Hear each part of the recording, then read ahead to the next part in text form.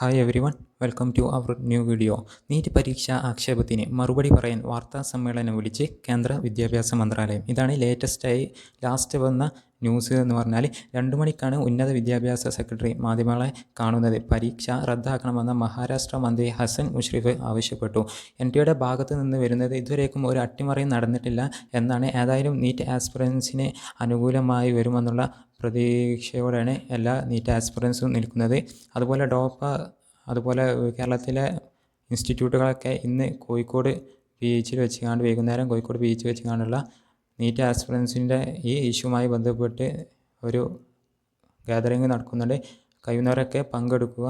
അപ്പോൾ വീണ്ടും പുതിയ വീഡിയോയുമായി കാണാം.